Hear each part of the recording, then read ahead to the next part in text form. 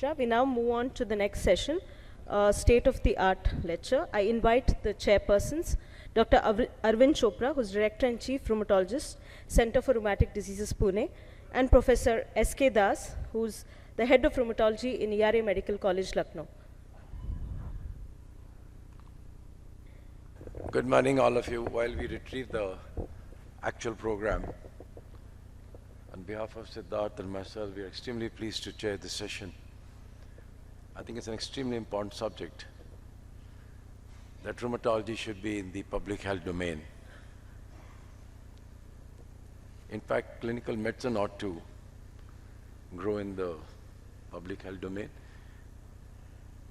So till the pediatricians and the national planners decided on a very innovative topic, and they said that there should be only breastfeeding and no top feeding for the at least 6 months, the first 6 months. And with that, the infant mortality rate plummeted. So you have to, if you really want to do something for rheumatology, you will have to go to primary care and do something new at that level so that it becomes a movement which can really reduce rheumatological problems. And I now request Dr. Vishad to come over and speak. Thank you, sir. First of all, let me thank the organizers of Iracon Indoor for giving me this wonderful opportunity. I'm really honored to be on this platform.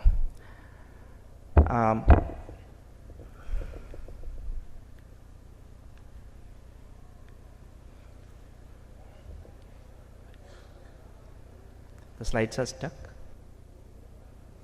Okay.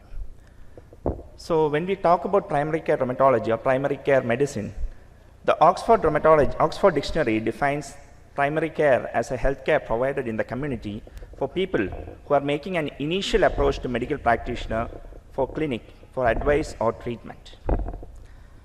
The WHO and UNICEF has a more comprehensive and broader description of primary care, where they have described primary care as a whole of society approach to health that aims at ensuring the highest possible level of health and well-being and their equitable distribution. That healthcare should be equitably distributed, and it should focus on the people's need as early as possible along the continuum, and the range of activities range from health promotion and disease prevention to treatment, rehabilitation, and palliative care.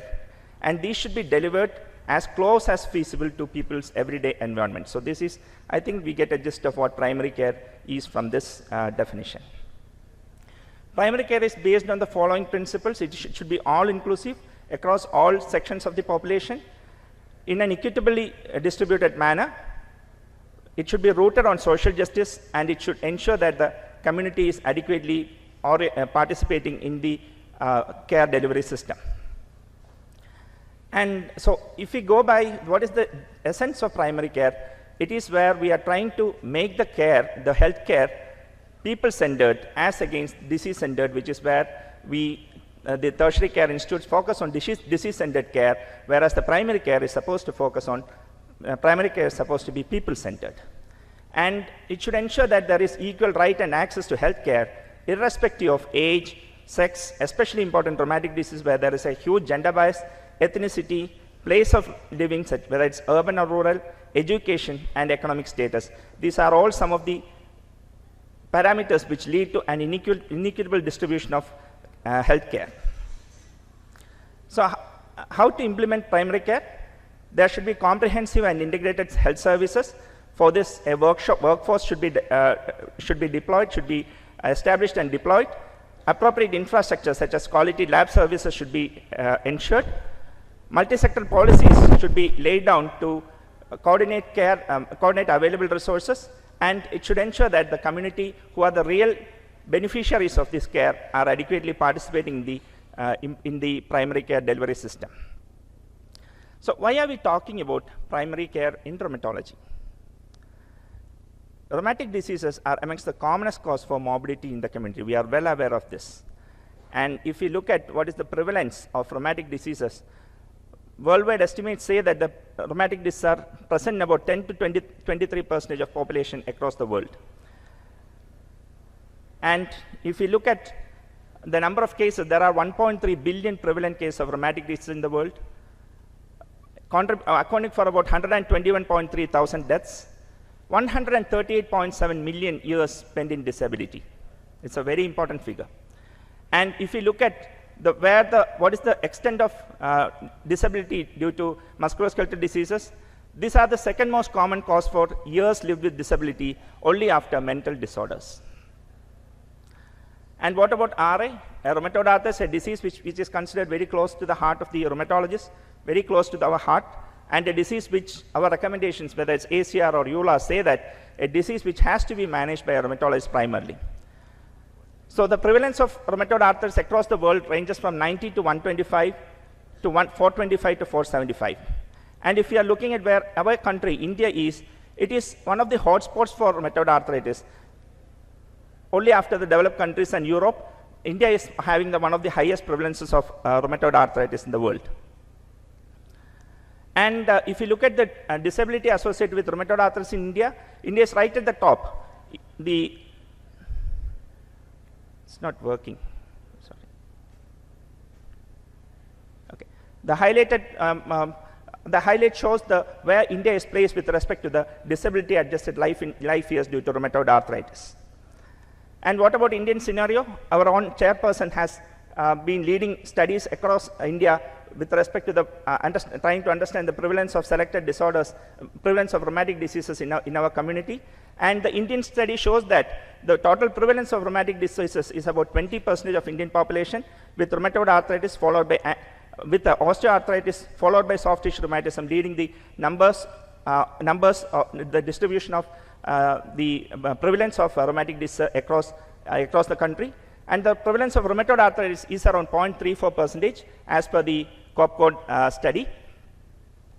And this leads to about 7 of these 20% who have different musculoskeletal disease, 74% of them have mild disability, moderate disability is present in about 16%, and severe disability is present in about 7% of individuals. Rural health is particularly important when we talk about primary care. A vast majority of our population, in fact 64% of our population, resides in the rural areas. Penetration of healthcare delivery and patient empowerment, low educational status, etc., are widely prevalent in rural India, which leads to an inequitable distribution of healthcare to people in the rural part of the world, rural part of the country.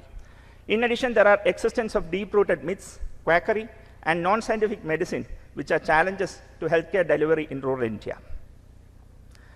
This is the study on distribution of rheumatic disease in rural India. Is there a difference in the nature of rheumatic diseases? The COPCODE study showed that there is a higher prevalence of conditions like osteoarthritis in the urban part of the country, and the higher prevalence of rheumatoid arthritis was noticed in the rural India.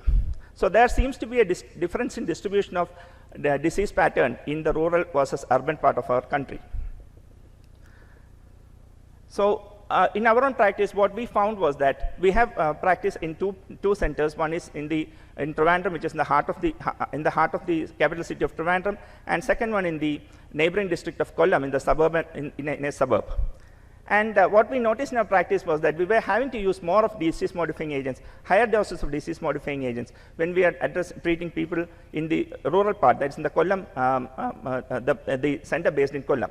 So we tried to compare the studies, disease severity and comorbidity in rural versus urban population across our two centers. And so we had two sites, one in Trivandrum and Kollam. We enrolled 100 patients in both the centers from Trivandrum and Kollam each. The study was from October 2021 to February 2022, and we did a follow-up disease activity at the end of 6 months. And the results of the study clearly show that if you look at the results of the study, the pointer is not working right.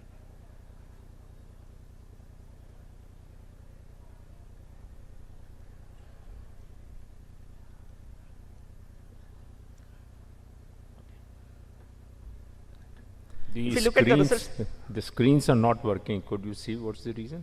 Yes, sir. This is not for the speaker. What I'm saying is for the organizers. No display on the screens here. Okay. So if you look at the the demographic parameter in the rural versus urban, there is a higher age. The mean age of patients at presentation in the rural part was higher as compared to the urban study group. And the mean disease duration before reaching the primary care, as is expected, was also higher in the rural India as compared to the urban India. The mean SIDI at the baseline were comparable in the two groups, but at the end of 6 months, although both groups showed a significant reduction in the SIDI, the mean SIDI at the end of 6 months was higher, significantly higher in the rural part of our study group as compared to the urban part.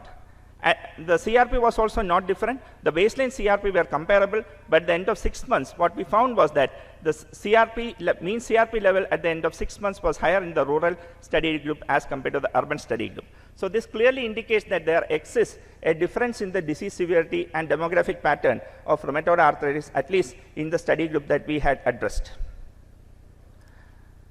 So I have, in the previous slides, I have explained about the scope of rheumatology, the scope of the problem, the rheumatic disease being the most common cause of morbidity in the country, and there is a disparity in the existence, the prevalence as well as the severity of disease with respect to the different areas of our country, particularly the rural and the urban zones. So what is the current status of healthcare practice of rheumatology in India? Rheumatology services are at present concentrated around major cities, and there is lack of awareness about rheumatic diseases and treatment advances among primary healthcare providers and general public. Inability to integrate scientific practice of rheumatology at the grassroots level still persists, and there is a deficiency of trained workforce and even minimal infrastructure to carry out care at primary care level. So this is just a data that we have collated with respect to the number of rheumatologists in the country and their distribution across the country.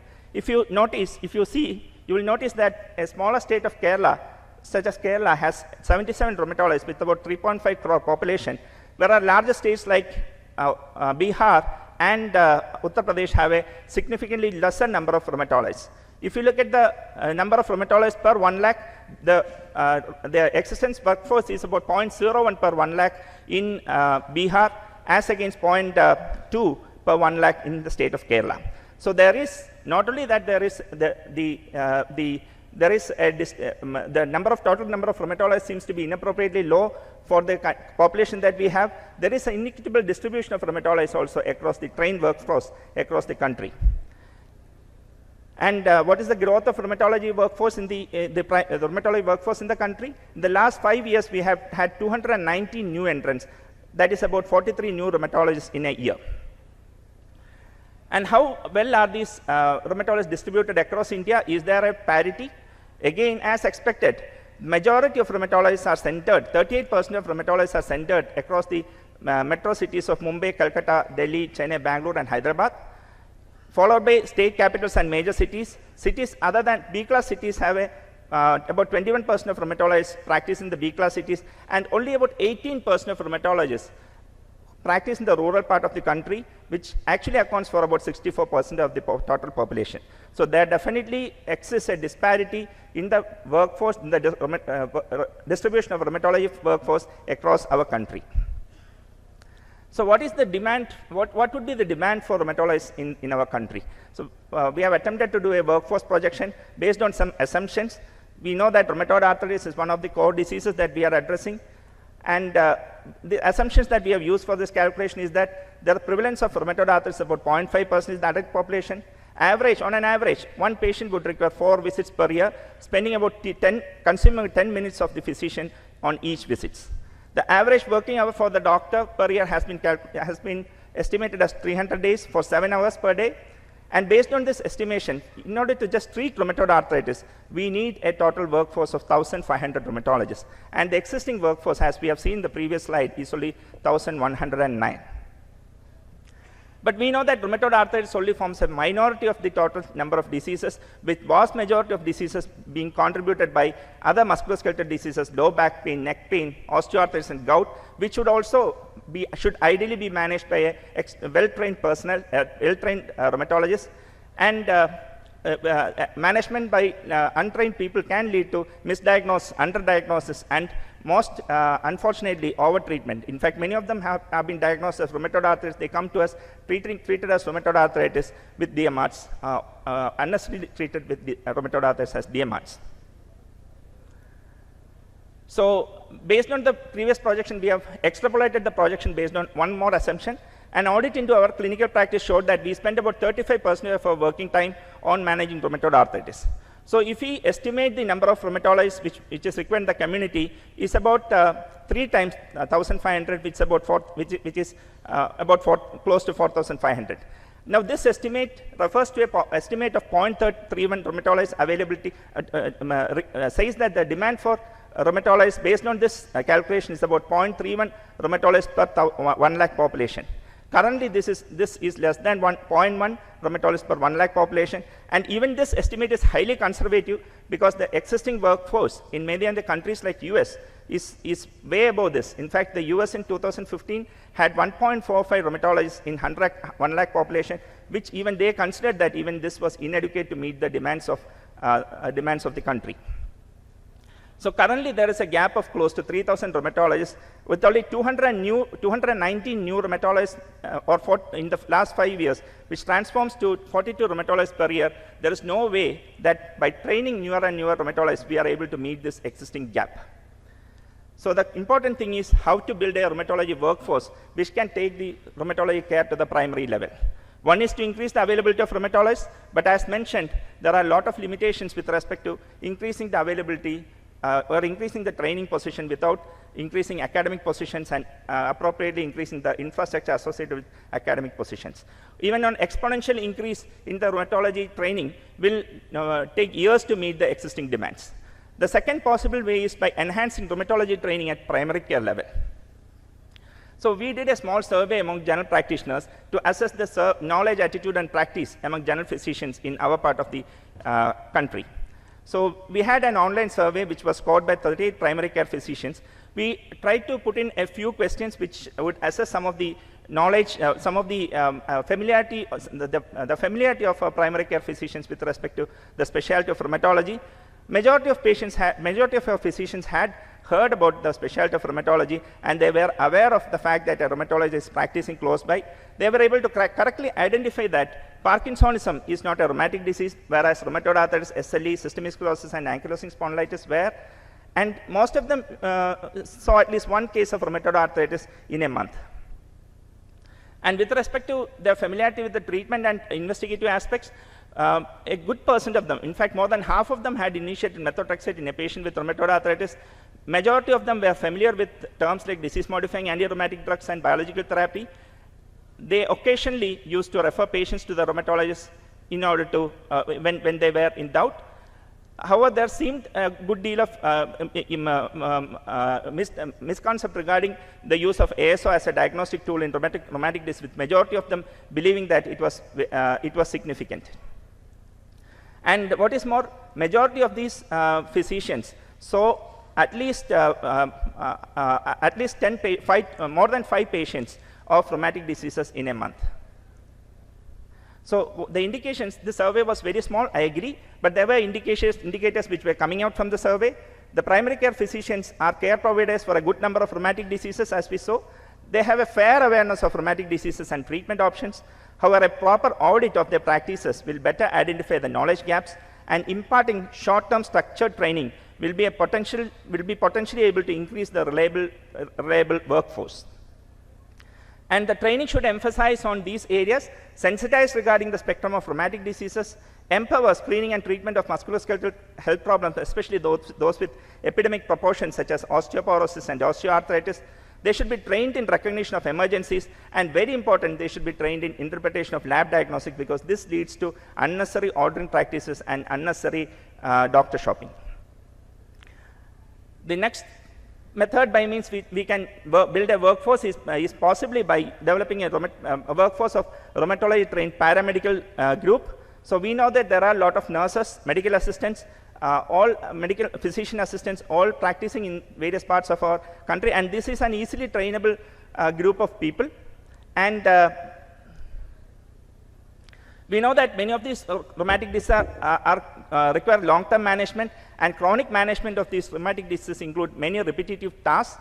Many patient visits involve just safety assessment and refilling of prescription for a stable disease.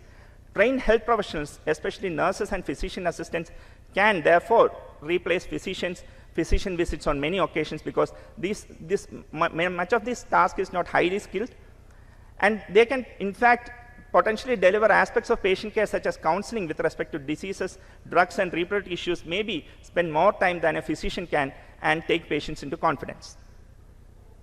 In fact, there are very good studies from across the world which look at the use of nurse practitioners in rheumatology, and it seems to be a very effective way. Patient satisfaction rates are high, especially in patients with stable disease. It increases adherence to treatment, as well as avoid consumption of precious clinical hours of the sparse rheumatology resources.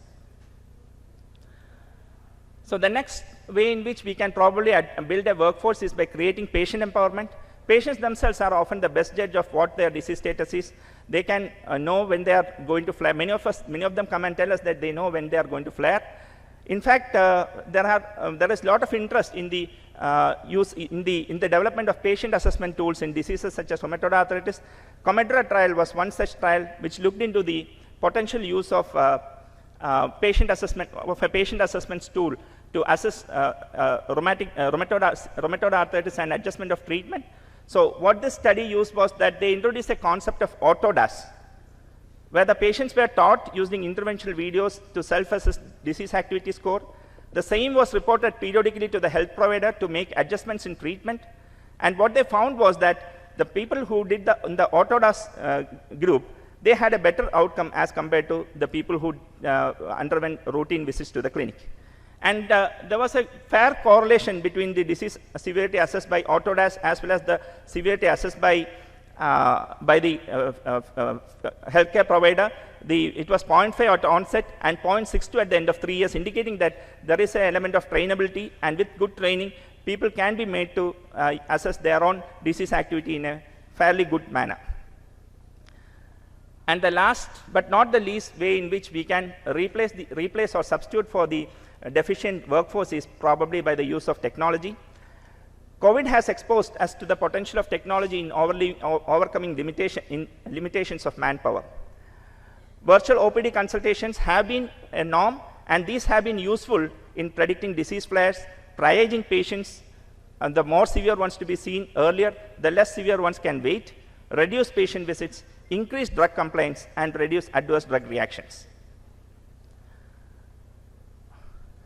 And the way in which technology is exploding in medical care is unimaginable. There are different arms of medical technology which can be used which can be tapped in providing a more efficient medical care. Electronic healthcare records can make a proper database of patients, warn clinicians regarding disease severity or even prescription abnormalities. Mobile health apps have been developed, and these increase the contact of patient with the healthcare provider despite reducing the physical proximity. They are able to economize the healthcare, as well as they are able to better triage their get better delivery of better treatment for their flares and urgencies. Wearable monitors are likely to be a norm in the future. In fact, already sensors are there which assess the amount of activity that somebody can. Obviously, a patient with rheumatoid arthritis who is going to flare may have a lesser degree of activity which can be picked up by a sensor, and this can be relayed to the physician, suggesting that the patient could be going for a flare. Virtual visits we have already mentioned, and another very important area where technology is going to contribute to healthcare is in artificial intelligence and machine learning. Since there are dedicated lectures on this, I am not going into details of this. But along with the opportunities that are provided by the digital healthcare, there are also issues with respect to with respect to utility of this technology. The technology can be misused, and there are data privacy issues, so stricter norms need to be ensured, or to make sure that the patient data is well protected. And the delivering of healthcare based on wider use of technology can lead to widening of disparities in healthcare. Elderly, for example, elderly people may be less tech savvy. They may not be able to access healthcare as much as the younger generation. Illiterate people may find it difficult to access healthcare. There is reduced penetration of internet in the rural areas. All this can actually widen the existing disparity in the primary healthcare. So this is a double-edged sword, but however, the potential is immense if it is used keeping the patient interest in mind foremost. These are some of the mobile apps which have been used in RA, and we are looking at a scenario, the way in which the technology has developed, we are looking at a scenario where probably a patient can remain at home. He can do a blood test in a close-by lab, or there might, at some point of time, there may be even sensors which can be used at home to look at the SGPT level and hemoglobin level. He can sit at his home, and using these sensors, the blood test may be done, and pressure monitors can look at the joints. They can assess the tenderness and swelling of the joints, and these data may be transferred to the central server, and the central server could warn the physician in appropriate times regarding the status of the disease, or it could even prescribe the medications that are required for management of routine management of stable disease. So we are looking at exciting time, and indeed the future is very bright. So to conclude, primary care rheumatology means equitable delivery of healthcare with respect to rheumatic diseases. There is a substantial gap in the delivery of rheumatology care at primary level, as we have very well demonstrated. Enhancing the workforce through training of primary level physicians, paramedical persons, patient self-empowerment, and optimum use of technology is the need of the hour. Digital technology will have a larger role to play to ensure equitable delivery of healthcare across the society. Thank you. This is my team who helped me compile the data which was required for this talk, and thank you once again to the organizers for giving this opportunity.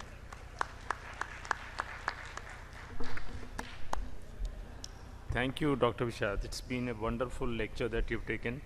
At least you've opened the mind of everyone towards primary care. That's a very important aspect. Before I invite any questions, we'll just have one or two questions. I would like to make a small comment. One of the things he said is to increase rheumatology workforce. I'll ask all the rheumatologists sitting here, how many of them would like to go and practice in the villages? No one. So as a result, primary care will have to be delivered by someone else, as he himself pointed out, has to be delivered by somebody else. And the person who delivers primary care in the country, in the villages, is the Jhola Chhap doctor, is the quack. So ultimately, we need to train the quack to give primary care services. This is a very important thing which one has to understand. You just cannot ask the Supreme Court that yes, only a rheumatologist will provide primary care for diseases which are rheumatic diseases. So that is one, which is a very clear-cut thing. The second thing is, you cannot improve primary care or decrease rheumatology by increasing the number of experts or by increasing ICUs. You cannot do that.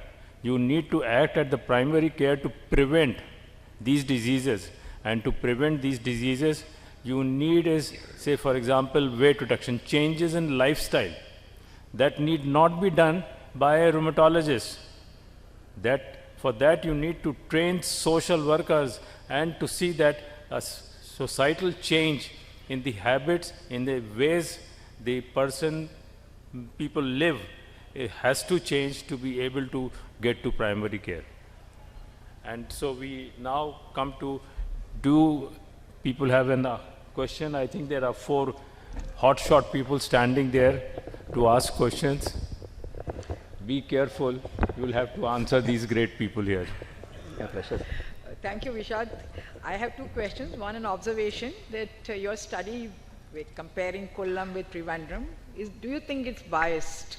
That the people from rural area would seek health care only when they are more sick, while people in the urban areas seek care very early.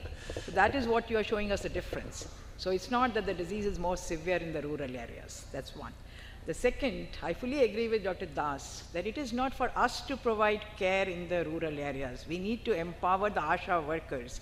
We need to have some methods that they can recognize disease. It is recognition of disease that makes the treatment possible. If you don't recognize disease, how do you treat them? So what's your comments on those? Madam, regarding the comment regarding the study, in fact, we also thought that it would be a difference in the health-seeking behavior between the rural versus urban that would lead to a higher active disease at lesser response to treatment.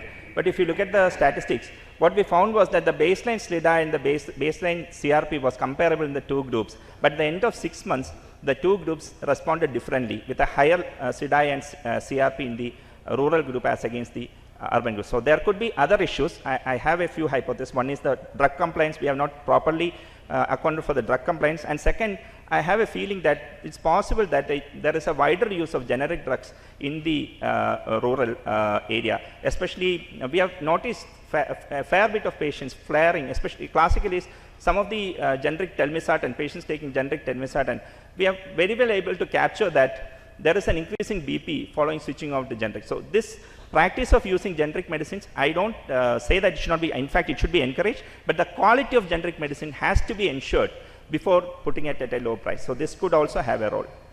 Well, thank you very much. Dr. Rohini Handa, if you please just give a small comment, and that will be the last comment. I'm getting instructions repeatedly that close the session. I'm sorry, Professor Malviya, we won't be able to listen to you. Vishad, I have a no questions, only comment. I have a diametrically opposite viewpoint. Yes. Rheumatologists will have to de-learn biologicals if you want to promote all this. I think the referral pathways need to be strengthened. No amount of rheumatology workforce augmentation will translate into a clinical reality of improving primary care. We need to teach our undergraduates and build up on referral pathways than producing more rheumatologists if you want to improve primary care. I completely agree, sir. In fact, my own point was that we are unlikely to meet the existing demand by enhancing the rheumatology, primary rheumatology workforce, the core rheumatology workforce. We'll have to rely on and thank you very much. Physicians. Under instructions from the organizers, sure, thank you. The session is closed. Thank you. Oh, sorry. Okay. Thank you very much. That was a very nice talk and a very provocative talk. Only two things I want to quickly add, that the musculoskeletal aches and pains, OA, ill-defined, are the main concerns in community, and less than 10% of the burden actually is inflammatory. That goes to primary health care. The second thing, I want to talk to my senior colleagues in the IRA. Unless rheumatology enters the domain at a national level with the NCDs, rural initiatives, women initiative, we are not going to make forays into I think it's very important. I think it's high time IRA took up introducing rheumatology in the national health program. Thank you very much. Thank you, sir. Thank you, Chairperson and the speaker. We will conclude this session.